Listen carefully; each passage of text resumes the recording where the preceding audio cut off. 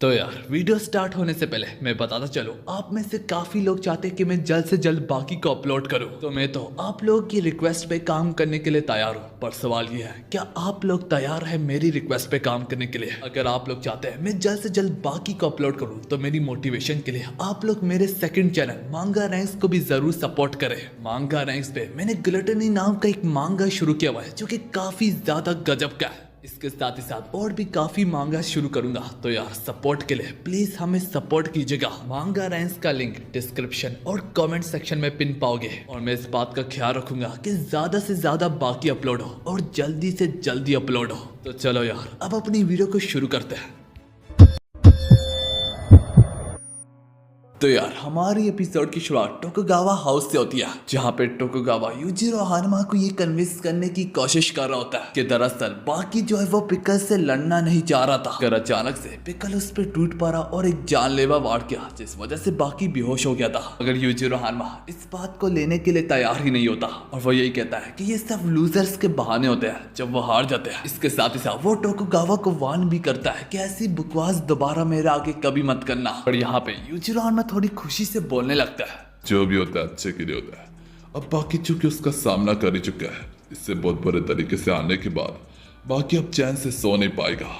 उसकी रगों में मेरा खून बह रहा है, यकीन करो वो अपने बदले के लिए आएगा। हानि बाकी पे जाती है, और जैसे कि यूजिरो हानमा ने कहा होता है, बाकी यहाँ पे अपने आप को चैन में नहीं पाता। बाकी यहाँ पे पिकल के बारे में सोच रहा होता है कि पिकल आखिर किस कदर स्ट्रॉन्ग है। और यहाँ तक बाकी के जिस्म पे अभी भी पिकल की लात का निशान मौजूद है। यहाँ पे बाकी की परेशानी से बढ़ के बेचैनी में बदल जाती है। बाकी उठ बैठता है और फिर अपने फादर के बारे में सोचने लगता है कि कैसे वो अपने फादर को सरपास कर दे। बाकी को इतना मालूम पड़ जाता है, जिस तरह से अभी उसका प्रोग्रेस चल रहा है, वो कभी भी अपने फादर जैसा नहीं बन सकता। मगर हाँ, एक चीज उसकी मदद कर सकती है, अगर वो पिकल से लड़े तो। दूसरी सीन में हम कात्सुमी और रेट्सु को देखते हैं, जहाँ पे रेट्सु को कात्सुमी का मार्क पंच काफी ज्यादा पसंद आता है। जिस्म के हैवी पॉइंट से गुजर के फिस्ट तक जा पहुंचता है। ग्रेविटेशन का इस्तेमाल करके एक गजब किस्म का वार होता है। यहाँ तक कात्सुमी ने इसी पंच का इस्तेमाल करके हानायामा को भी हराया हुआ है। ये पंच इस कदर पावरफुल है कि रेट्सु खुद भी इसकी दाद देता है। और रेट्सु इसके साथ ही साथ ये भी बोलने लगता है, एक ही शख्स ने इस पंच को पूरे तरीके से मास्टर किया था। वो शख्स ना कि मैं हूँ, ना कि तुम हो, बल्कि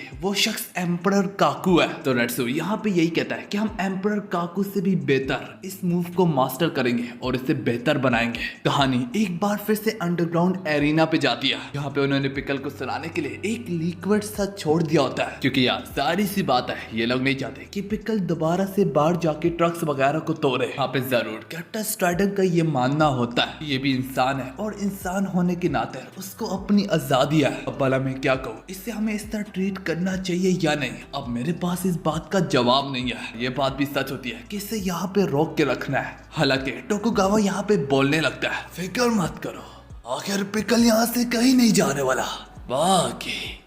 बाकी से इनकाउंटर के बाद पिकल को ये बात तो मालूम पड़ी गई है कि सारे स्ट्रॉन्ग फाइटर इस अंडरग्राउंड एरिना में आके लड़ते हैं, क्योंकि उसने जब बाकी को हराया था, तुम लोगों के कोलोफॉर्म लिक्विड के लीक होने से पहले पिकल यहाँ पे अपनी मर्जी से बैठा हुआ था, और काफी देर तक बैठा हुआ था। उसे मालूम है अगर कहीं पे उसे उसकी सवाद का खाना मिलेगा तो वो यहीं पे मिलेगा। यहीं पे हम देख पाते हैं पिकल अपनी नींद से जूझ उठता है। वो अपनी नजरें इधर उधर दौड़ाता है। ये देख के टोकुगावा बोलने लगता है, वो जरूर कोई बंदा ढूंढ रहा होगा जिसके साथ वो लड़ सके। पर पिकल किसी को एरिना में खड़े में नहीं पाता, जिस वजह से वो वापस सोने चला जाता है। इसी बीच में सीन बाकी पे जाता है, जहाँ पे बाकी काफी सफाई से अपने हाथों के बीच में चीजों को छुपा सकता है। बाकी देखना चाह रहा होता है कि इसकी बॉडी आखिर कितनी कैपेबल है। बाकी यहीं पे डिसाइड करता है कि नेक्स्ट टाइम अगर वो पिकल के सामने जाएगा, वो लड़ेगा, और वो भी अपनी पूरी जान लगा के लड़ेगा। हमें एक बार फिर से कात्सुमी और रेट्सु के बारे में दिखाया जाता है। यहाँ पे वो मॉनिटर में स्लो मोशन में एक बुलेट को देख रहे होते हैं। वो बुलेट जो आगे बढ़ रही होती है, वो हवा को चीरते हुए जा रही होती है, और ऐसा करते हुए शॉक वेव्स की लाइंस प्रोड्यूस हो रही होती है। इसी बात पर कात्सुमी बोलने लगता है, जब जेट प्लेन अपनी उड़ान बढ़ता है तो तब सबसे ज्यादा शॉक वेव्स प्रोड्यूस होती है। इसका मतलब है मार्क स्पीड को सरपास कर दिया गया है। पर इनके अलावा एक और ऑब्जेक्ट भी है। इसे शॉक वेव्स को प्रोड्यूस करने के लिए किसी जेट इंजन की जरूरत नहीं पड़ती, बल्कि ह्यूमन पावर में ही पॉसिबल है। और वो चीज सिंपली विम्प है। अगर इस चीज का सही इस्तेमाल किया जाए तो इसकी टिप शॉक वेव्स को प्रोड्यूस कर सकती है। ये कहते हुए कात्सुमी उसे डेमो भी पेश करता है। इस पर अपनी नजरें ठहराने के बाद रेट्सु उस पर कहने लगता है, वो सब तो ठीक है, पर तुमने तो इसे हवा में ही झटका दे के वापस खींच लिया। ये तो जमीन के साथ भी नहीं टकराई, मगर हाँ, इसकी आवाज से मालूम पड़ता है जैसे किसी ने साउंड बैरियर को ही तोड़ दिया हो। जिसके बाद कात्सुमी और रेट्सु विम को मॉनिटर करने लगते हैं। यहाँ पे विम ने बुलेट से भी अच्छे तरीके से शॉक वेव्स प्रोड्यूस किए होते हैं। तो हाँ यार, इस प्रोसेस को पूरे तरीके से समझ जाने के बाद कात्सुमी ये सब कुछ अपनी बॉडी में ट्राई करने को जा रहा होता है। कात्सुमी का मानना होता है कि वो अगर अपने टॉस की 10 जॉइंट्स का इस्तेमाल करे तो वो मार्क स्पीड को सरपास कर सकता है। Mark speed limit 750 meter miles per hour पे है, तो इसका मतलब तुम्हारी हर जॉइंट को 62 माइल्स पर आवर पे ट्विस्ट होना पड़ेगा। और ऐसा करते ही और तभी तुम मार्क स्पीड को सरपास कर पाओगे। ये भी काफी नहीं है क्योंकि जॉइंट्स इतनी स्पीड से ट्विस्ट नहीं हो सकती। इस पर काहे रेट्सु पूरी गेम को समझते हुए बोलने लगता है, तो अच्छा, तुम्हारा मतलब हमें और जॉइंट्स को काम में लाना पड़ेगा। इस पर रेट्सु मशवरा देता है कि इंसान की कमर की हड्डी में सबसे ज्यादा जॉइंट्स पाए जाते हैं। अब ये सुन के कात्सुमी अपने बैकबोन का इस्तेमाल करके एक गजब किस्म का शॉक वेव्स वाला पंच मारता है। कि जरूर शॉक वेव्स वाला तो होता है, लेकिन ये भी काफी नहीं होता। इसी पर रेट्सु कहता है, कात्सुमी, ये काफी नहीं है। अगर तुम चाहो तो तुम इसे और भी ज्यादा पावरफुल बना सकते हो। पर कात्सुमी बोलने लगता है, हाँ, ह्यूमन का जो सर है वो सबसे ज्यादा बॉडी पार्ट है ह्यूमन की बॉडी का। बैकबोन, हेड और अपनी फिंगर्स की जॉइंट का इस्तेमाल करके मैं इस पंच को और भी पावरफुल बना सकता हूँ। ये कराटे हिस्ट्री में सबसे ज्यादा पावरफुल मेथड है। इसी दौरान रेट्सु बोलने लगता है, तो अच्छा, इस वजह से लोग तुम्हें लीथल वेपन बुलाते हैं। फिर यूं ही हमें एक लेजेंड बताई जा रही होती है, कैसे एक शख्स जापान से चाइना गया और चाइना में वो जीतता चला गया। वो शख्स कोई नहीं बल्कि डोपा ओरोची था। जब डोपा ओरोची जापान वापस लौट के चला गया था तो एक सर्कस में वो एक बच्चे से मिला था। वो बच्चा इस काबिल था कि प्रॉपर ट्रेनिंग से वो यहाँ तक डोपा ओरोची को भी पीछे छोड़ सकता था। इसी वजह के कारण डोपा ओरोची ने सर्कस में से उस बच्चे को ही खरीद लिया और फिर उससे अपना नाम दिया। उसका बाप खिलाया, उससे नाम दिया कात्सुमी ओरोची। हाँ, ठीक सुना, कात्सुमी ओरोची डोपा ओरोची का अडॉप्टेड सन है। इसी कहानी को लेकर रेट्सु बोल होता है, पहले तो मुझे यकीन नहीं था, पर अब जब मैं तुम्हें देखता हूँ तो मुझे थोड़ा बहुत लगता है ये सच है। इसी बात से सहमत होकर कात्सुमी उससे बोलता है, नहीं, ये सब कुछ सच है। अगर मेरा डैड इतना ज्यादा नरम ना होता तो आज मेरी जिंदगी और भी काफी ज्यादा इजी होती। खैर यार, रेट्सु उसे इसी मार्क पंच के बारे में बोलने लगता है। जो भी कात्सुमी, तुमने कर दिखाया। तुमने वो अचीव किया जो कोई नहीं कर सकता, सुपर ह्यूमन स्पीड पंच। एक तरफ तो ये दोनों यूं बातें ही कर रहे हैं कि अचानक से देखते देखते पता नहीं कहां से एम्परर काकू इनके बीच में आ टपकता है। उसे अपने सामने देख के दोनों की दोनों वहीं पे चौंक जाते हैं। अब चूंकि ये यहाँ पे आ ही गया होता है तो रेट्सु इसका इंट्रोडक्शन पेश करते हुए कहने लगता है, यह है वो एम्परर काकू जिसकी मैंने बात की थी। हाँ, तक कंफू की बात है, ये कंफू में कंप्लीट मास्टर रखते हैं और हाँ, ये 146 ईयर्स ओल्ड है। खैर यार, इसकी एज का सुनने के बाद कात्सुमी वहीं पे चौंक जाता है। इस समय एम्परर काकू यहाँ पे बोलने लगता है, शॉक वेव्स 25 को तुम दोनों ने बेस्ट मूव करार दिया है। दिखने से तो लगता है तुम लोगों में सीखने की लालच कम है। ये सुन के कात्सुमी और रेट्सु हिरांगी से पूछने लगते हैं, मास्टर, आप कब से हमें देख रहे थे? एम्परर काकू इस पर बोलने लगता है, वेल, मैं शुरू से ही तुम दोनों को देख रहा था। जहाँ तक तुम लोग दुनिया में परफेक्ट चीज को चाहते हो तो मैं तुम लोगों को दिखाता हूँ। ये कहते हुए वो रेट्सु को एक अंडे को लटकाने के लिए कहता है। बस देखते देखते एम्परर काकू इतनी तेजी से उस पर वार करता है कि यहाँ तक उसका हमला दिखता तक नहीं है। पर बात तो यहाँ पे दिखने की नहीं है,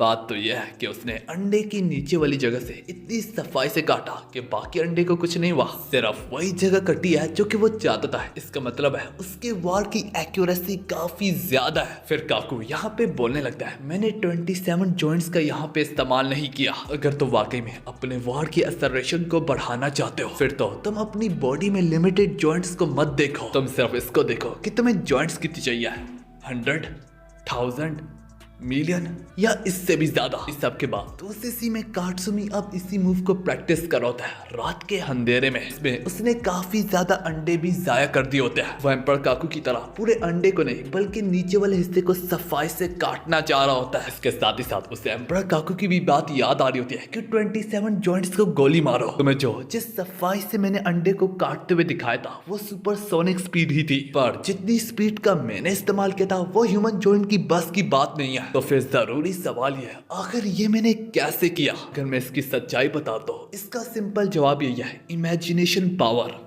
यार हम सबको पता है बाकी में इमेजिनेशन पावर कितनी ज्यादा जरूरी और पावरफुल है। यहाँ तक तो हमने बाकी को भी हवा से लड़ते हुए देखा अपनी इमेजिनेशन पावर का इस्तेमाल करके। तो यहाँ पे एम्परर काकू इसी इमेजिनेशन पावर का इस्तेमाल करके ये उन्हें सिखाना चाह रहा होता है, तुम लोग अपनी एक्चुअल जॉइंट्स की जगह ये सोचो कि तुम्हारे हाथ में काफी सारी जॉइंट्स है।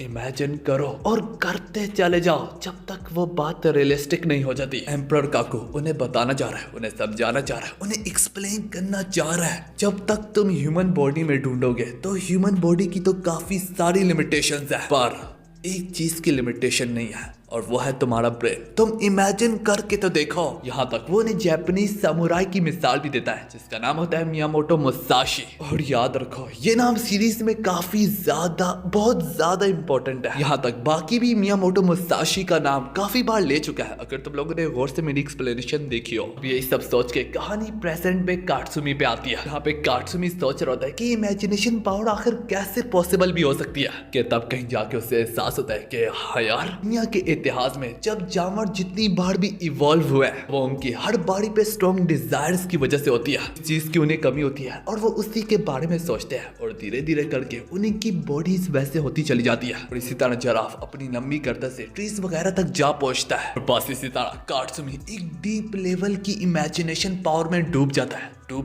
और डूबता चला जाता है। ध्यान होती और इसी में हम काटसुमी को एक गजब तरीके से अंडे में क्रैक लाते हुए देखते हैं। पर इसी के साथ सीन शिफ्ट होता है जहाँ पे एम्परर काकू, काह्यो रेट्सु, डोपोरोची द मैन स्लेयर एक साथ बैठ के डिनर को एंजॉय कर रहे होते हैं। वहीं पे एम्परर काकू रेट्सु से एक सवाल पूछने लगता है, वैसे एक बात तो बताओ, क्या ये सच है कि बहुत पहले तुमने काटसुमी को एक ही वार से हरा दिया था? रेट्सु का मुंह खाने से काफी ज्यादा बड़ा होता है तो वो इसका जवाब ना दे पाता। तो डोपोरोची आगे से बोलने लगता है, बदकिस्मती से ये बात सच है। ये सुन के एम्परर काकू बोलने लगता है, अच्छा पर अभी तो देख के इस पर यकीन करना काफी मुश्किल है। तो इसी बात पर रेट्सु भी हाँ में हाँ मिलाते हुए बोलने लगता है, वो इसलिए क्योंकि काटसुमी अब पहले से बहुत ज्यादा पावरफुल है, वो पूरी तरीके से बदल चुका है। रेट्सु को काटसुमी की दाद देता देख के एम्परर काकू बोलने लगता है, अगर जीनियस मास्टर फाइटर कंफू सीकिंग काह्यो रेट्सु यहाँ तक वो भी काटसुमी के नेचुरल टैलेंट की दाद दे रहा है तो जरूर काटसुमी में कुछ तो खास होगा ही। एम्परर काकू यहाँ पे श्योरिटी देते हुए बोलने लगता है, जो मूव मैंने काटसुमी को कल सिखाया था अंडे को तोड़ने वाला, मुझे पूरा यकीन है अब तक तो उसने मास्टर करके उससे पहले से भी बेहतर बना दिया होगा। वो ये जैसे तैसे कह रहा होता है, कहानी काटसुमी पे जाती है जो कि अपने आप को काफी डीप लेवल में इमेजिन करते हुए अपनी बॉडी को जॉइंट से बढ़ डालता है और बस इसी में वो एक गजब किस्म का पंच थ्रो करता है। पंच इस बुरे तरीके से साउंड बैरियर को तोड़ता है कि वो पूरी की पूरी शिनशिनकाई बिल्डिंग को जड़ से हिला डालता है और उसके सारे के सारे शीशों को टुकड़ों में कर डालता है। देख पाते हैं सूरज जू गरूब हो रहा है, उसकी रोशनी काटसुमी वाले फ्लोर पे जारी होती है। शिनशिनकाई डोजो के मेंबर्स दौरे यहाँ पे जमा होने लगते हैं। काटसुमी डूबते हुए सूरज की तरह एक धीमी मुस्कुराहट के साथ बोलने लगता है, उसने कुछ नया मास्टर किया है। तुरंत तो यहाँ तक वो फाइटिंग और उसके जिस्म से इस तरह से बढ़ के निकला होता है कि यहाँ तक काफी दूर नदी के करीब बाकी भी उस प्रेशर को महसूस कर पाता है। बाकी इस फीलिंग को समझ लेता है कि शायद से कोई जल्दी पिकल से लड़ने को जा रहा है। बाकी भी अपने मन में सोचने लगता है कि उससे भी जल्द अपने आप को तैयार करना है। यार ये सीन वाकई में काफी ज्यादा दिल पे छू जाने वाला है। बाकी भी पूरे तरीके से यहाँ पे किसी से लड़ने के लिए तैयार होता है। यहीं पे कैप्टन स्टारडम बाकी से पूछने लगता है, तुम किससे लड़ रहे हो? पर बाकी उनका जवाब दिए बगैर रोमिना और स्टारडम से बोलने लगता है, आप लोग कुछ कदम पीछे की तरफ ले लीजिएगा। देख पाता है यहाँ पे बाकी भी अपनी इमेजिनेशन पावर का इस्तेमाल करके अपने सामने टी-रेक्स को इमेजिन करने लगता है। और इसी के साथ हमारी ये वाली एपिसोड यहाँ पे खत्म होती है।